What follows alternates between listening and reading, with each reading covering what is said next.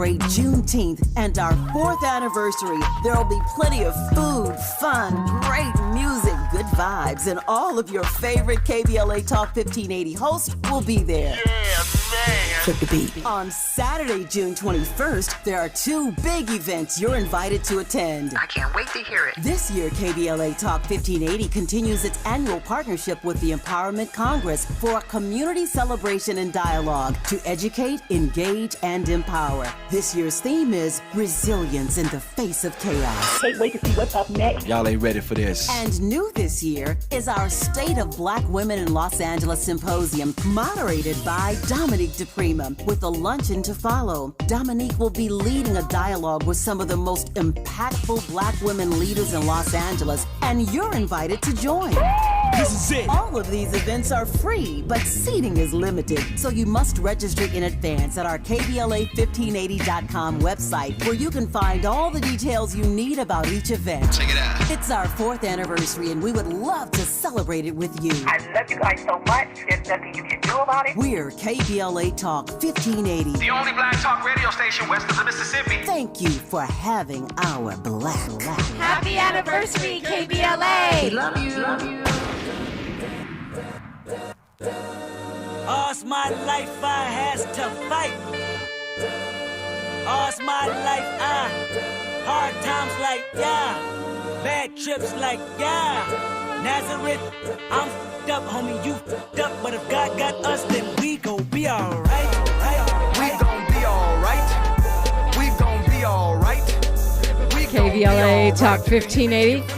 I think we're celebrating Gemini season right now with a little Kendrick Lamar. But look, it's Freedmen Friday, and I'm delighted to have back with me in the studio a reparationist and one of the early folks that was on this segment. We've been doing it for about a year and a half now. Khaleef, the reparationist, Alexander, born and raised in Philly. He's one of the originators of Juneteenth, actually, as a national holiday. This is something he worked on with Millennial Juneteenth and the Pennsylvania Juneteenth Coalition. He testified at the First in the Nation California Reparations Task Force.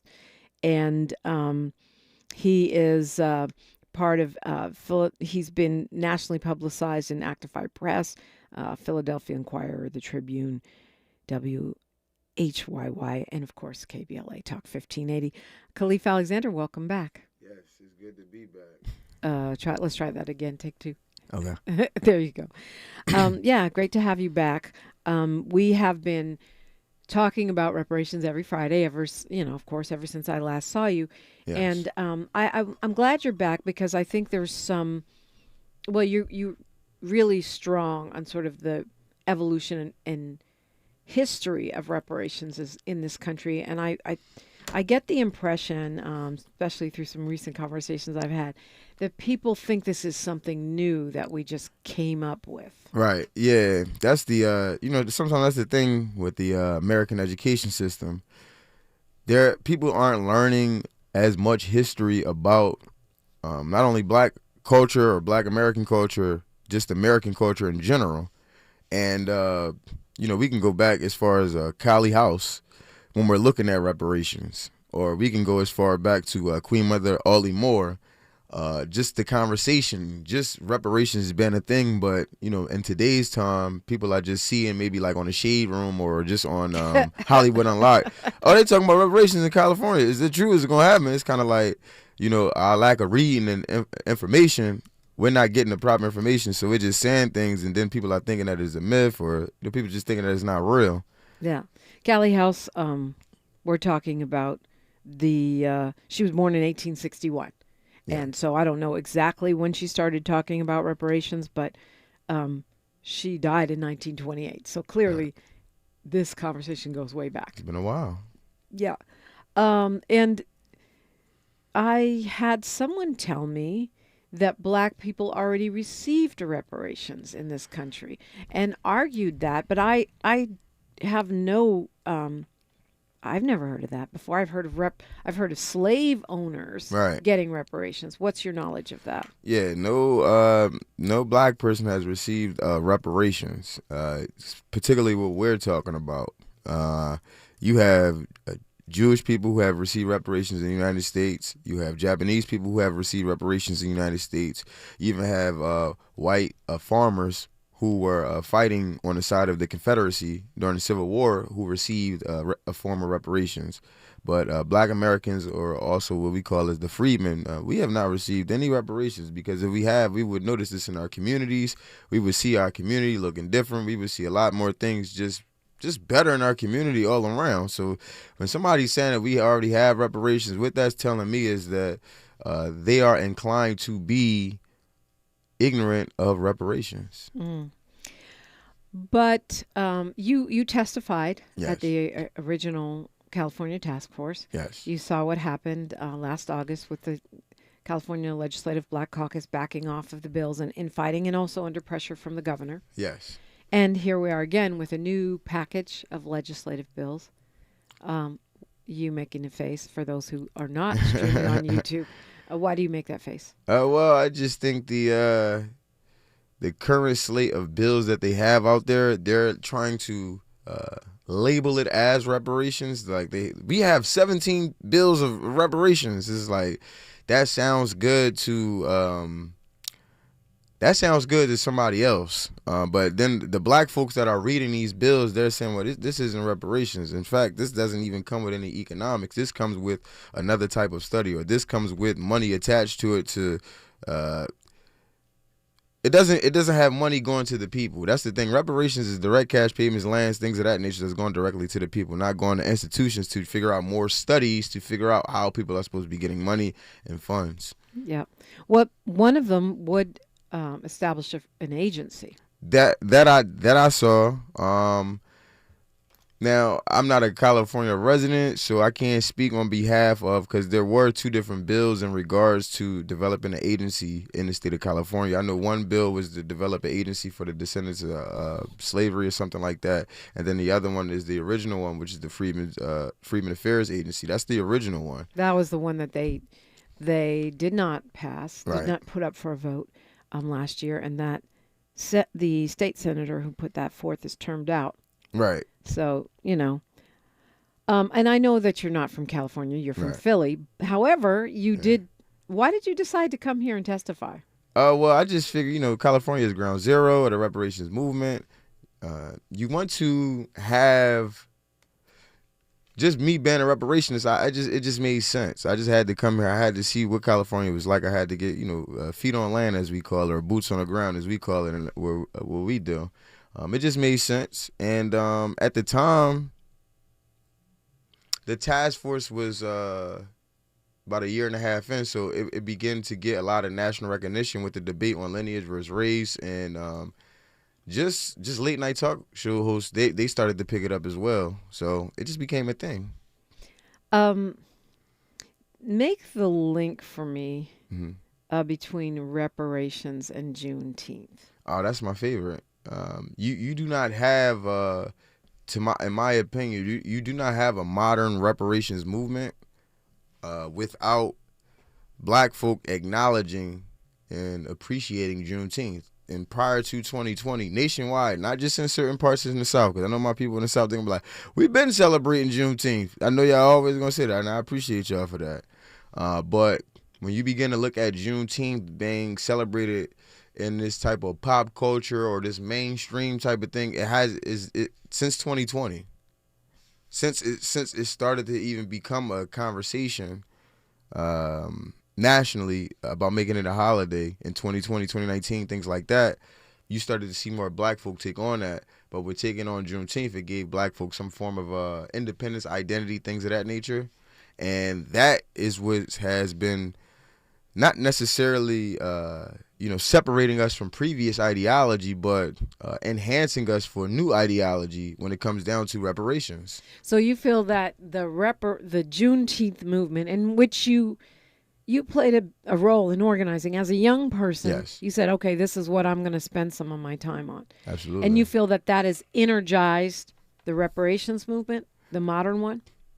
Not to the actual reparations movement, but to the outside perspective on reparations. So like if I'm not a modern or average black person or black man or black woman in America, I'm now I'm focusing more on my identity as a Black American because I recognize Juneteenth. I understand that this is my particular holiday, that my ancestors, this is what they went through. So now I realize that I am someone from this elk, from this soil.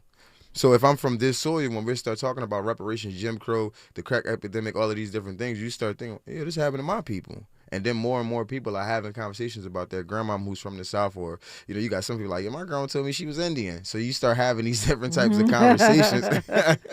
You start having these different types of conversations about, just your family lineage, just the non-reparationists. Every time I speak for the non-reparationists because I want them to become reparationists. But in order for them to become reparationists, they have to learn. But they're learning subconsciously by the information and things that we've been putting out over the years. Interesting perspective. 800-920-1580. That's the number. We're talking with Khaleef Alexander. You got something going on around reparations. Yes. We're going to talk about that. I want to go a little deeper into this lineage conversation and the process and progress around Juneteenth. All that coming up on a Freedmen Friday, KBLA Talk 1580. She's reclaiming her time on KBLA Talk 1580. More First Things First with Dominique DiPrima when we come forward. Is reviewing life insurance on your to-do list? Now's the perfect time to add it. A friend recently told me that securing life insurance sooner rather than later can help you lock in lower rates for years to come. So I bumped this up on my list and got it done. I called SelectQuote and couldn't believe how easy and affordable life insurance is. I'm 40 and got a $500,000 policy for $16 a month. My husband's also 40 and his $500,000 policy was only $18 a month. Plus, with SelectQuote's same-day coverage, there was no medical exam required, and we were covered by the time we hung up. Knowing I have this checked off my list feels amazing, but the peace of mind knowing my family is protected feels even better. Call SelectQuote at 1-800-729-7070. That's 1-800-729-7070. Or go to SelectQuote.com to get your free quote today. That's 1-800-729-7070. Details on example rate at SelectQuote.com. KBLA Talk 1580 congratulates Pastor and Mrs. William Sachs Epps on their retirement from stewardship at the historic Second Baptist Church.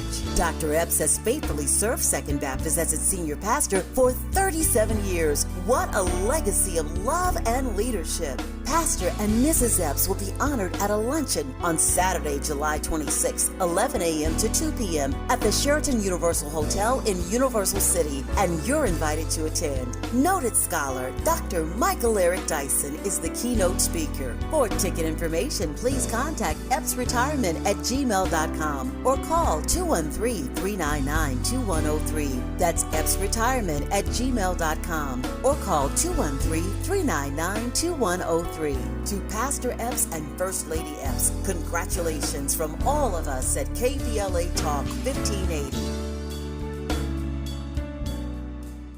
The Comedy Connection series featuring KBLA's Zoe Williams, the voice of reason, and the alpha male of comedy, Ray Grady. We're going to transform relationship disasters into stand-up material live at Inglewood's Miracle Theater on May 31st at 7 p.m. Pacific Standard Time. My clinical team will disclose all of your dating woes, while the alpha male of comedy, Ray Grady, has hand-selected supremely talented comedians to roast all of our tragic relationship choices. I dare you to bring your ex's phone number because Ray, he's going to text it live and the crowd will be sourcing emojis. Tickets are moving swiftly, so don't hesitate to grab yours at themiracleinglewood.com before I diagnose your dating history as a pre-existing condition. The conversation continues right now with Dominique DiPrima on First Things First. We're talking with Khaleef, the Reparationist. Alexander, when did you take on that moniker, the Reparationist? I took on that moniker like 3 years ago. Okay, I'm not mad at that. So look, you're from Philly. Yes. What's happening with reparations there? So in the city of Philadelphia, we have a Reparations Task Force that was created by Councilwoman Jamie Gaudier, and that task force at the moment currently they started in June of 2024. and to today, they've only had one public meeting.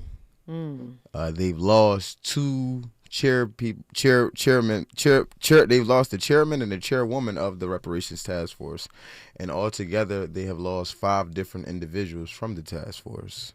So just a high turnover. Get on the task force, get off the task force. Yeah, but none of this is in the media. The newspapers, the Inquirer, the Tribune, WERD, which is our local black radio station in Philadelphia. Many of these people have not covered this because many of these people are a part of the Democratic Boule machine.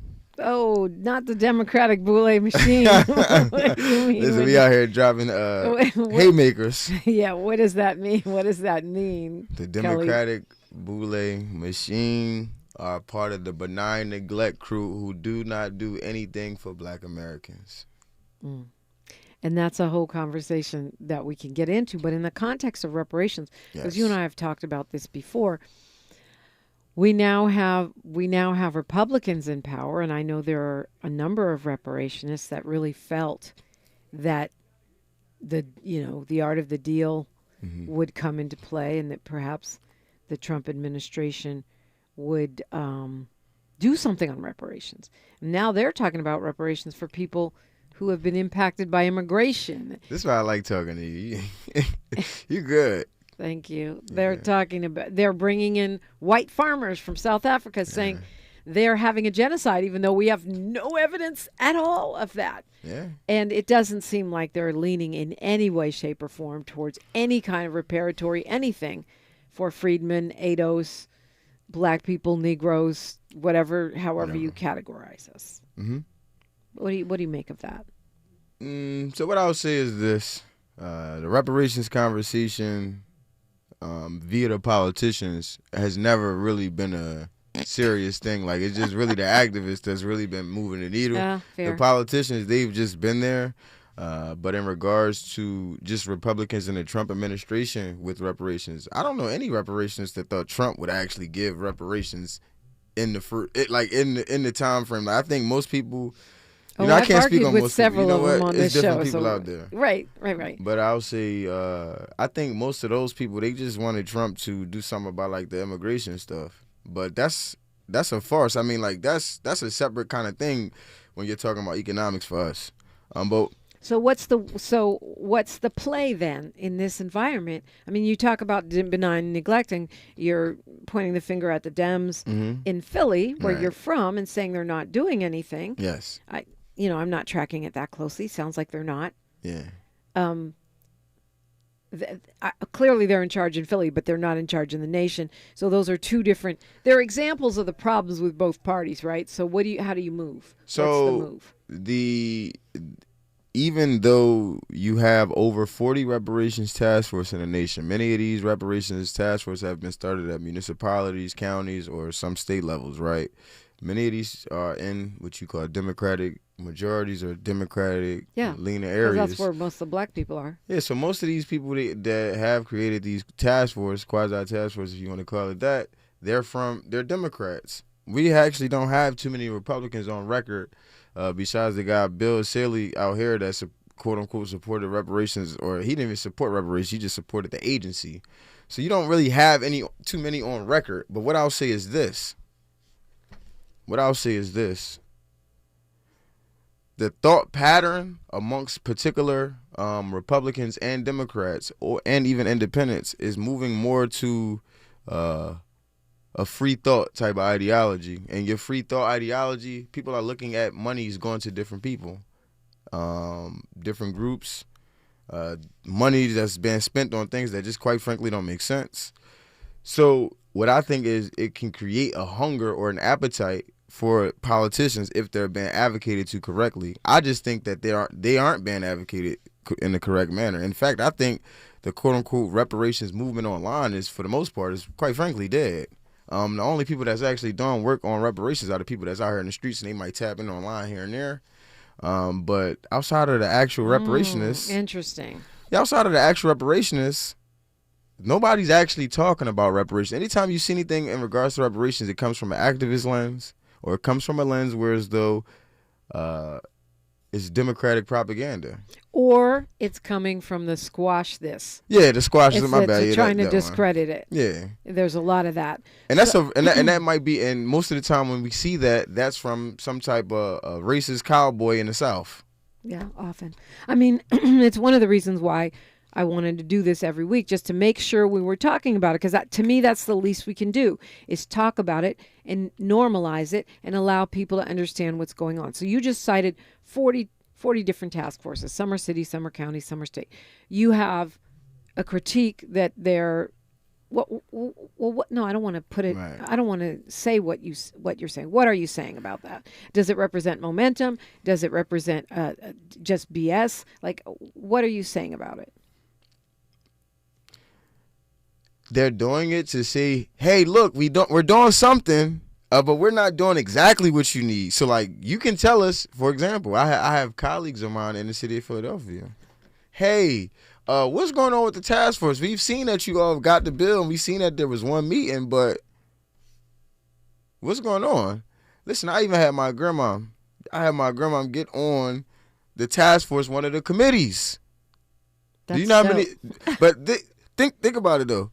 They haven't been meeting. Right. So she's like, well, I don't know what's going on. So I'm just giving her people to reach out to. She's not getting proper answers back. Wow. And my grandmama is a judge of the election in the neighborhood. So the fact that she's trying to do more community service to better support the community, but she can't even get the community service back when it's something that's so important for Black Americans, is actually a smack in the face. Yeah. But who cares? It's just some poor Black people in the hood talking about some reparations. Nobody care about that. So you're saying that, in your view, a lot of it is just placating. Yeah, it's playing. They playing with Black people. I mean, in L.A., our Reparations Task Force did deliver a report. Yeah. And it's a pretty powerful report. Very. Now, okay, you saw it. Comprehensive.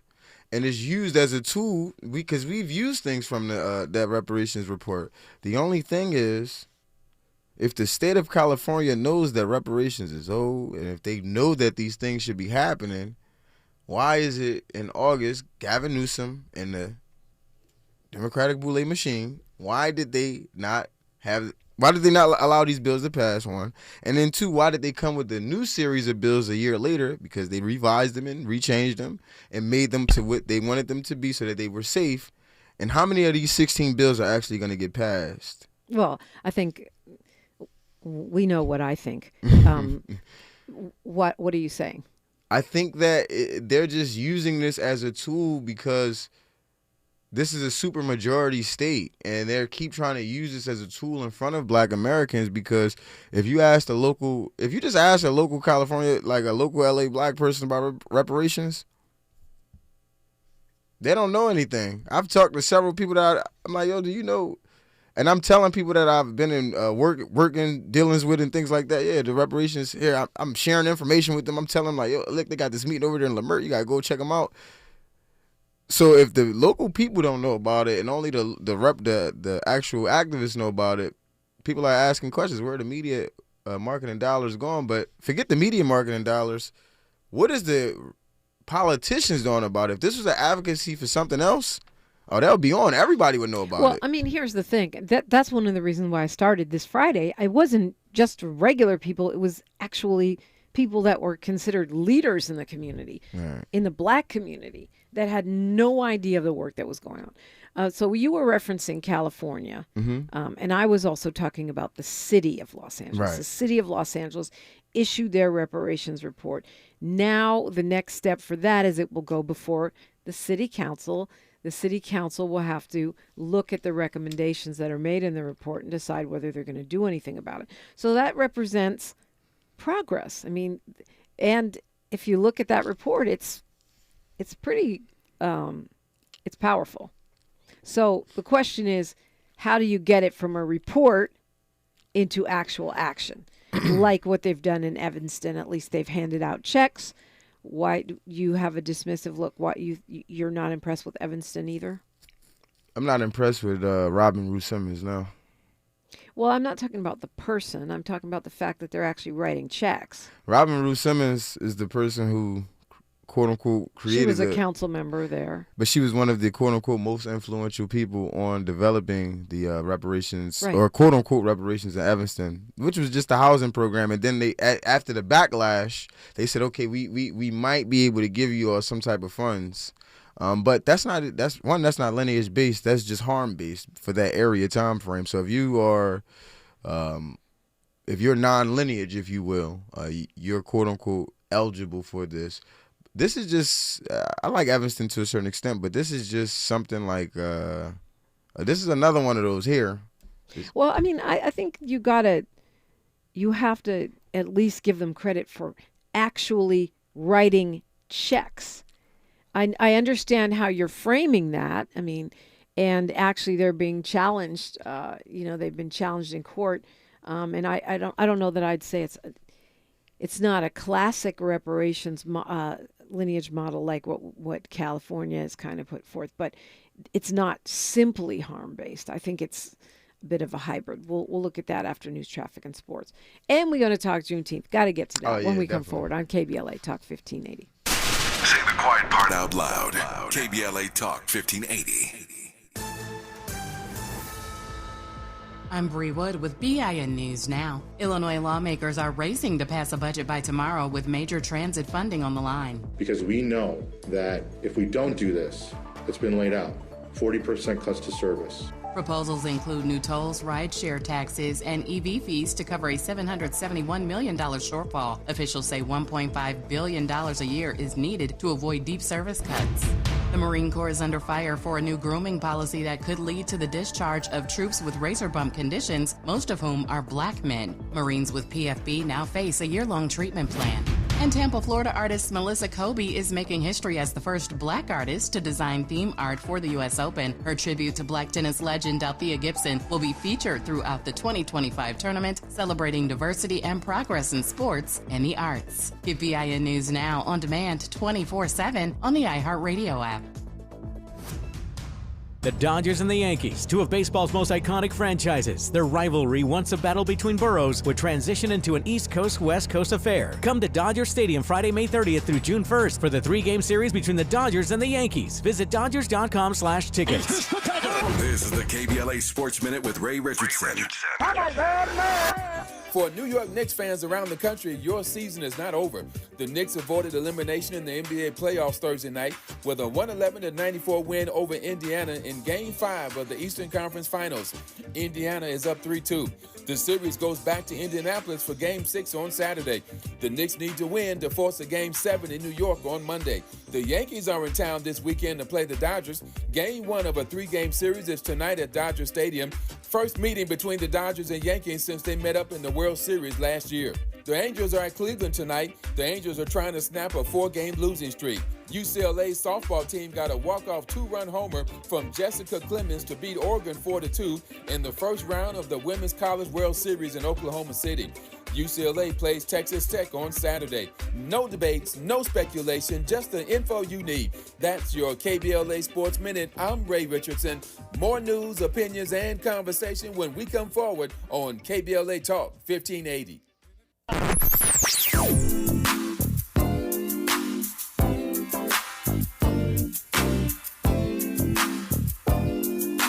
This is KBLA Talk 1580.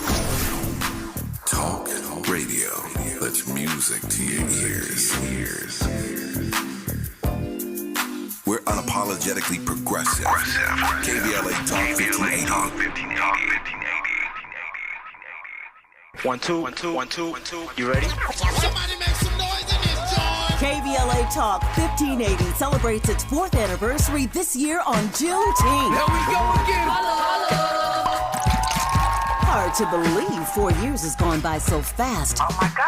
But here we are, still standing, still loving and serving our people as best we can. Yeah, that's what I'm talking about. To celebrate our 4th anniversary, we have 4 big events, and you're invited to all of them. She got a lot to say. Let's do this. Let's get it on. On Wednesday, June 18th, we go live on C-SPAN for the second consecutive year with our Climate Justice Plus Black Health Symposium. Tavis Smiley will moderate an all-star panel of thinkers and influencers as we continue our vitally important climate justice work. Hey, Tavis Smiley, call the bomb. On Thursday, June 19th, you're invited to join us as we celebrate Juneteenth and our 4th anniversary. There will be plenty of food, fun, great music, good vibes, and all of your favorite KBLA Talk 1580 hosts will be there. Yeah, man. Flip the beat. On Saturday, June 21st, there are 2 big events you're invited to attend. I can't wait to hear it. This year, KBLA Talk 1580 continues its annual partnership with the Empowerment Congress for a community celebration and dialogue to educate, engage, and empower. This year's theme is resilience in the face of chaos. Can't wait to see what's up next. Y'all ain't ready for this. And new this year is our State of Black Women in Los Angeles Symposium, moderated by Dominique DiPrima, with a luncheon to follow. Dominique will be leading a dialogue with some of the most impactful Black women leaders in Los Angeles, and you're invited to join.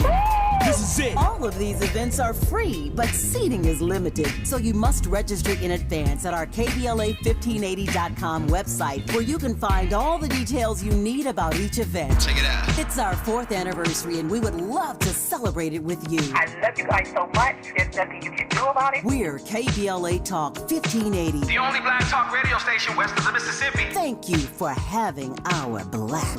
Happy anniversary, KBLA. Love you. Heard any other talk radio lately that sounds anything like this? We didn't think so. You're listening to Unapologetically Progressive, KBLA Talk 1580. Yes, indeed. On a Freedmen Friday, I want to remind you that our 4th anniversary events are approaching fast. I can't believe it's been 4 years already of this Black-owned talk radio outlet, the only one west of the Mississippi. We've got 4 special events. Seating is getting tight, so if you haven't registered yet, please do it. Go to KBLA1580.com. That's our website. Actually, you could do it right now if you're not late for work. That way you don't get left out. It's our 4th anniversary. We want to celebrate it with you. If you're planning to join us for the 4th anniversary celebration and barbecue on the Juneteenth holiday, we're asking everyone to bring a gift card for any amount for food, groceries, or a restaurant for victims of the Altadena firing. A lot of them are still struggling. We want to help those families that are still displaced. Go to our website, KBLA1580.com right now. Sign up for the events you plan to attend. All of our anniversary events are free. I love that, but seating is limited, so you got to register. Thank you. Okay, back to Khaleef, the reparationist, Khaleef Alexander, out of Philly. So it sounds like you don't see the proliferation of task forces as progress. I do, because I feel like it keeps the conversation going. It normalizes it instead of it just being a fringe issue. But how do we get from politicians and activists absorbing this to what you're calling regular people, everyday people? I mean, I thought talking about it on the radio was part of that. How do we get past that sort of little activist circles and make this penetrate the mainstream consciousness? Well, there's, I would say some of the things that I've been doing and just some of the people I've been working with in order to do exactly what you're talking about. There's a political party called the United Citizens Party.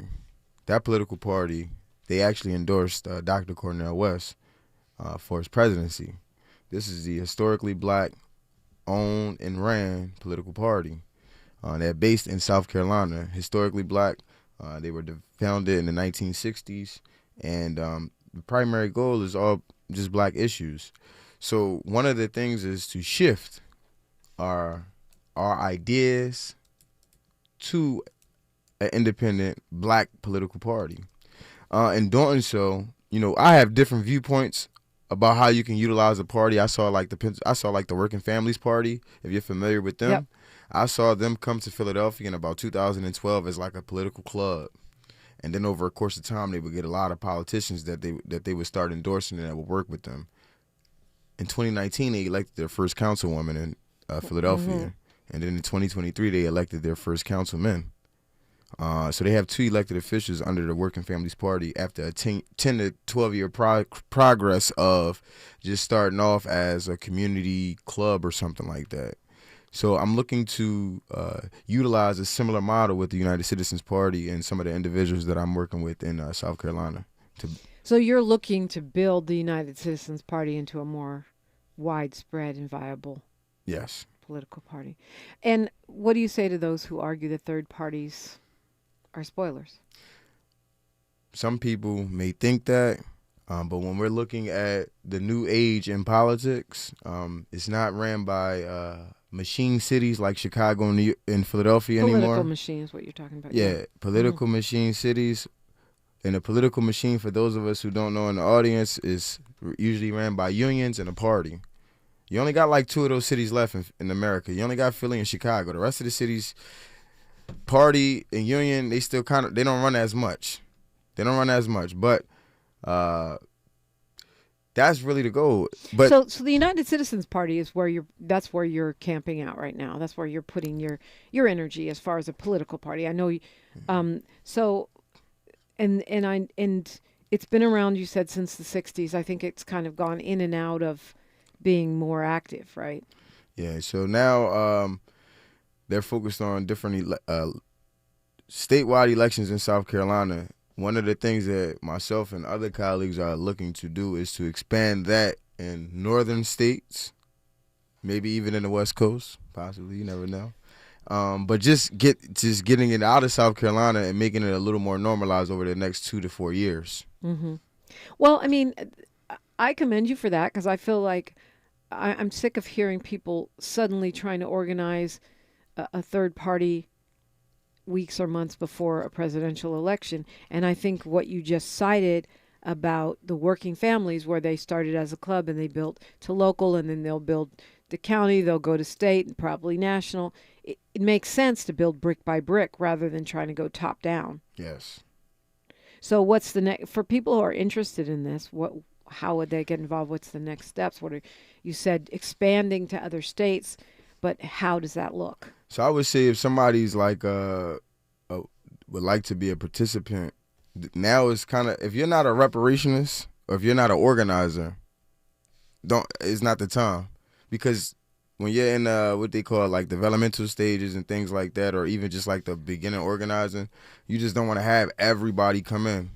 You just want to have your organizers, your strategists, and your planners. So if you're one of those 3 things, definitely reach out to me, reach out to other individuals to, support. But if you just want to support, we'll have a website and we'll have different things out there in the near future. But right now, really the call is just for individuals who are reparationists, organizers, things of that nature. You can reach out to me. How do they reach out to you? Reach out to me via email. You can my email is KHALEFANDER491@gmail.com. If you want to get in contact with me on the Instagram, that's cool too. That's Lucky. What's that? Lucky_Leafy. You get in contact with me over there, and you can do Twitter too. Facts215_. So if you just want to get in contact with me, if you're one of those things, that's really what we're looking for at this moment. We can't have everybody right now. Not yet. Okay, so the other thing I'll give you props for is that a lot of people that have critiques of the Democratic Party and or the Republican Party are not doing anything to create something that they can support. Right. So props to you for that. I appreciate you. But again, do you expect to have a presidential by 2028? The way I'm not looking, some people have different perspectives on the third party. I'm not looking at the third party to fully nominate everything. I'm looking at the third party to endorse people from Republican and Democratic Party. Okay, I gotcha. That's the cheat code. Okay. Let's talk about Juneteenth. You obviously, as a young person, decided that this was an important thing. Right. And talk a little bit about that process and the event that you're doing now. So this is our 6th annual Juneteenth event. If you would like to donate, you can also donate to our Cash App. That's at Millennial Juneteenth.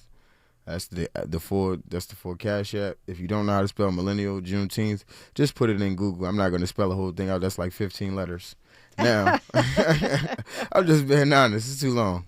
Now, this is our 6th annual that we're doing. We're doing it in the Southwest neighborhood in Philadelphia, the King Session neighborhood. And one of my favorite things about doing it in the neighborhood is that the neighborhood has a lot of negative connotations about it, right? Like, it's actually it's upsetting, but there's so much great things that come out of the neighborhood, but people don't know about it, or people don't support it.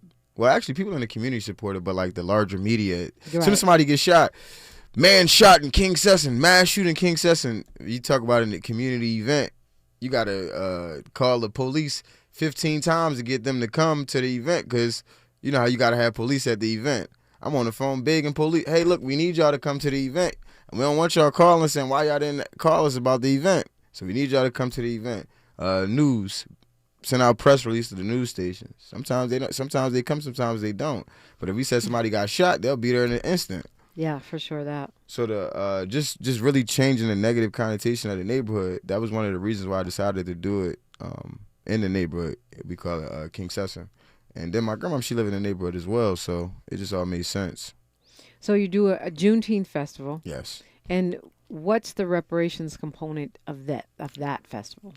So what I do in regards to reparations and Juneteenth on that day, I might educate maybe like with a little, I might have somebody from my team, from the reparations team, have like a table, and they might have like a one-pager sharing reparations information with people. And then I'm going to have somebody from my team also having a one-pager about Juneteenth so that they can have that information. It's really just about getting people general information and background on it. Because, you know, you can't get in front of black folk and just be teaching. Nobody want to hear the soapbox. Yeah. So you just give them some information. If you want to have a further conversation, we're going to follow through. But let me get your contact information, first name, last name, email address. Mm-hmm. Take it from there. Do you get pushback? This is your 6th annual. Do you get pushback from, what do you hear from black people that you're having these non-soapbox conversations with? The only type of black people that I get any type of pushback is like old, wrinkled, dirty, conscious folks that's like, I didn't want Juneteenth to be a national holiday. Okay, thank you, brother. I appreciate you so much for your work and your advocacy. I'm just let you rock. Like, cool, you could think that, but it's a national holiday now, so nobody care what you talking about, old head. That's what it become at this point for me, like, you know, because people in the community, people are just happy to have something of their own. But that is a conversation. That is a conversation. I've heard it a lot. Yeah. Nobody asked for a Juneteenth holiday. And that's not true. Like, that's what I'm saying. Like, that's the ignorance of it, because if you actually do the research, there's been people advocating for 30 and 40 years for Juneteenth to become a national holiday. It didn't just come out of Biden's neck. Listen, one thing about our people, I love our people to the fullest. But in regards to doing our due diligence on certain type of research topics and things like that, folks would just say anything before they actually say it, and then they'll say it with so much passion that people will think that it's true. That is true. That's why I call myself Facts 215, because I got to come with facts only in today's time. Yeah, well, we're talking with Khaleef Alexander. We'll continue this Freedmen Friday conversation when we come forward on KBLA Talk 1580. More of First Things First with Dominique DiPrima when we come forward. KBLA Talk 1580 congratulates Pastor and Mrs. William Sachs Epps on their retirement from stewardship at the historic Second Baptist Church. Dr. Epps has faithfully served Second Baptist as its senior pastor for 37 years. What a legacy of love and leadership. Pastor and Mrs. Epps will be honored at a luncheon on Saturday, July 26, 11 a.m. to 2 p.m. at the Sheraton Universal Hotel in Universal City, and you're invited to attend. Noted scholar Dr. Michael Eric Dyson is the keynote speaker. For ticket information, please contact epsretirement@gmail.com or call 213-399-2103. That's epsretirement@gmail.com or call 213-399-2103. To Pastor Epps and First Lady Epps, congratulations from all of us at KBLA Talk 1580. Attorney advertising. Prior results do not guarantee future outcomes. Founded in Los Angeles in 1986, Litigation powerhouse Quinn Emanuel has deep roots in the Los Angeles community. Since 2007, we have litigated some of the largest fires on the West Coast. We are proud to be the only AmLaw 100 firm in the country to represent wildfire victims, giving affected individuals, families, and businesses the same focus and individualized attention we devote to our Fortune 500 clients. BTI Consulting has repeatedly recognized Quinn Emanuel as among the 4 law firms in-house counsel least liked to oppose in any litigation, and we are often deemed the most feared. And after securing over $80 billion for our clients in various matters firm-wide, we understand why. If you have been affected by the recent wildfires in Altadena and the Palisades and would like to discuss your situation further, please contact wildfire support at QuinnEmanuel.com or call us at 213-443-3050. Quinn Emanuel is proud to sponsor Conversation Live Altadena Rising with James Farr on KBLA Talk 1580. Attorney advertising. Prior results do not guarantee future outcomes.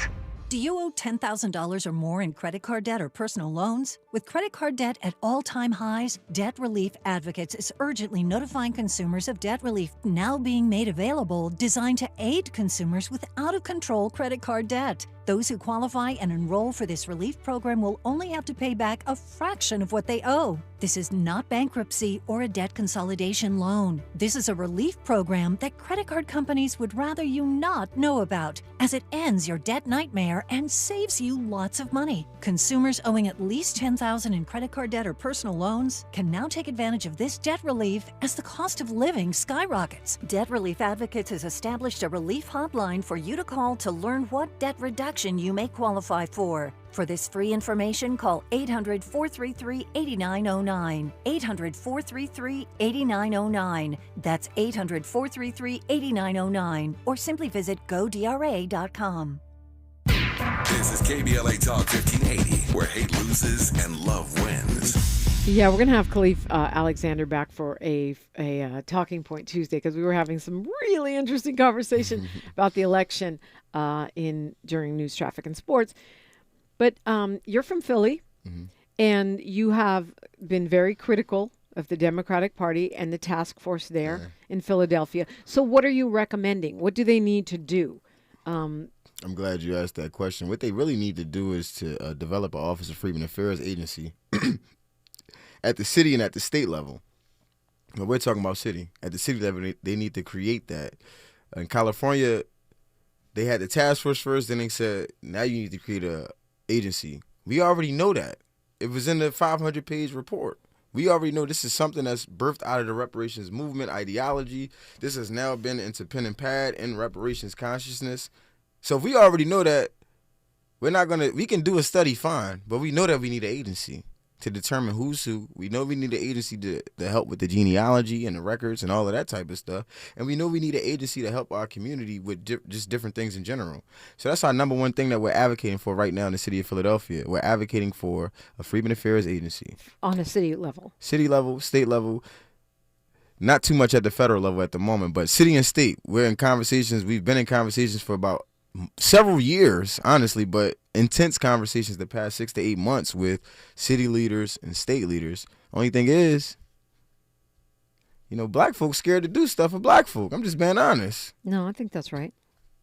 Because we're always worried that we won't get reelected or will be seen as fringe or extreme, radical. So the solution is just keep pushing.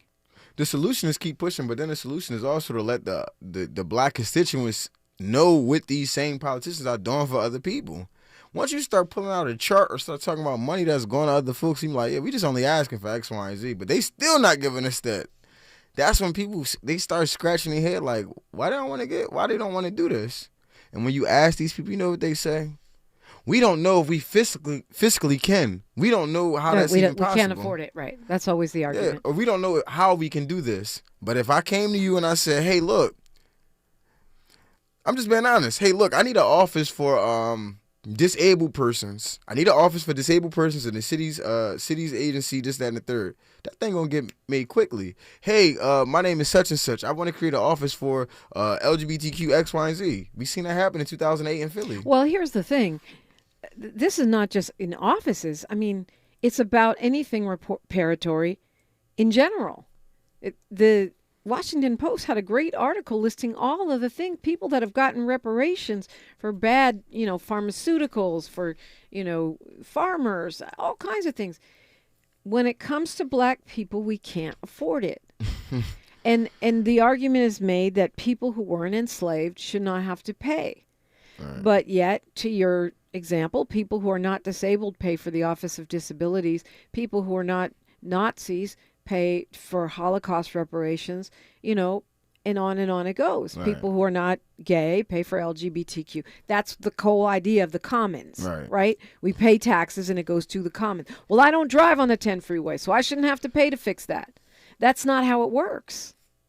That's why the Democratic Party is failing. Because they decided to be... Is this woman out there, and I'm going to say her name on the record because I really don't agree with anything that she says, but I agree with her on this. The woman's name is Nikki Barnes. Oh, Lord. Just like the gangster that snitched. Nikki Barnes is a Democratic Party operative in, Florida, I think. But she's a loser in Florida. But I don't even want to talk about that too much because you can't be a Democratic operative in Florida and boasting on that. That's an oxymoron. Okay, we're going off on a tangent. I'm going off on a tangent. Yeah, your point was. She said that the Democratic Party is a house, is a tent, and the tent covers all of these different people, right? So when she said that, everybody always says that it's a big tent. It's a big tent, right? But I'm like, wait a minute, it's a big tent, but black people have no section in the tent, and the black people that did try to have some type of section in the tent, you know what those other people told them? Fellas, we don't care. We don't really want that. And where's the black section in the Republican tent? Oh, no, we ain't talking about it. We already know what they get into. They never told us that they were our friends. We never voted for them in our communities. We never voted for them in Lincoln. Not since Lincoln. We never voted for them in our local elections, our state elections, and our local Congress people. They aren't Republicans. These are all Democrats who go to the church, the turkey drives, the bike giveaways. They'll do all of that. And when we go to say, hey, look, I have an agenda. Sorry, brother. But if I say, hey, look, what they say is all lives matter. It's really basically what they say. But if I had, if I was coming as someone that say, hey, I want to do an internship with you. Hey, could I wash your windows? Hey, could I X, Y, and Z? It's always of a subservient position. They're not looking at people that are activists as their equal. They're like, well, how do you know this? And now that you know this, I can't actually do my job because you have so much information that you're making my job difficult because I actually have to do work. I got to call out these people before we go. I'm hosting a film screening in Philadelphia in collaboration with the University of Penn Museum. And we reached out to several what they call community schools. The community schools model and program in the city of Philadelphia received taxpaying dollars from the Sugary Tax Act. And that tax money went to create this program, 20 different schools. I reached out to 20 different schools. I reached out to the community schools department in the city of Philadelphia. Nobody responded for 2 weeks. I had to have my colleague go to the schools and search for the community school coordinators. He gets to the schools. For the community school coordinators that's on the website, they're not even the people anymore. They stopped working there 3 years ago. So we have a lack of proper efficiency at a lot of these governments. People actually aren't doing their job, and the money's been allocated for people. The money's been allocated for people who aren't doing their job. And what's happening is regular black folk in the community are being affected by people not doing their job, people getting hired to do jobs that never made sense, and the lack of money that's going to our people in our local communities, because it's only getting worse. It's not really getting better. If we're saying eggs $12, what you think that's going to do for the person that don't have $12? Yeah. Well, Molly Bell says it's a big tent. If it's a big tent, why not improve it and make it a house? We can all do things. Y'all already tried this, man. Like, come on. It's an abusive relationship at this point. Mm. Okay, I know that you wanted to speak on the Juneteenth event and what we'll expect there. We only have a couple minutes there, so I'm leading you back there. But I do want to say it's interesting the way you framed Juneteenth because, as I said, when it became a holiday, it's hard to deny that we were enslaved if you have a holiday that celebrates our being freed from enslavement. Right. I mean, as just a stake in the ground at this point of historical erasure. But what did you want to say about your celebration? Well, Juneteenth this year, we're going to have all Black-owned businesses. People are going to be selling different types of clothes, apparels, handmade arts and crafts. Obviously, you got to have some good eats, so we're going to have some good food there as well. We have our vendor application open. We have our sponsor application open as well. That's on our Instagram page, also on our website. Our Instagram page is Millennial Juneteenth. Our website is... I actually don't know how to spell millennial, but I'll look it up. Okay. And then Kwamel says it's 20 letters, not 15, FYI. See, look, that's why I didn't even say it. It's so Juneteenth on Instagram if you want to be a sponsor or if you want to be a vendor. And then our website is mjphilly1865.org. Boy, you be getting some MJ Philly. Yeah. mjphilly1865.org. And, we're going to have those different things. Different type of services. So we're gonna have healthcare providers there. Been in communication with some nurses. People gonna be able to get their blood pressure checked, cholesterol checked, their diabetes checked, all types of things like that. We might even have free COVID testing going on at the event. It's the 19th, obviously, Juneteenth. We're celebrating our 4th anniversary that day here in LA. Yes. We only got 30 seconds. What do you want to leave us with, Khaleef Alexander? I just hope to see people come out Juneteenth, not just in Philly, but everywhere. I want people to be supporting the Black American organizers that you have in your local areas, because Juneteenth is our day. If we're not celebrating it, then other people are going to start celebrating it more than us. And really, Juneteenth is a holiday. So if you're an organizer, you best be going to the city and the state to go get different type of funds to support your event. Oh, gosh. Morris asked, and we only have like 5 seconds, how are you funding your party? The party United Citizens. To be announced at a later date. Okay, sounds like a whole show. Absolutely. Khaleef Alexander, thank you for the work you're doing, the energy you're bringing, and thanks for coming in. Absolutely. You take care. You have a good one as well. All right, we got a special guest up next. Hip hop is in the house, I think. We'll see. KBLA Talk 1580. KBLA 1580 Santa Monica. I'm Bree Wood with BIN News Now. Illinois lawmakers are racing to pass a budget by tomorrow with major transit funding on the line. Because we know that if we don't do this,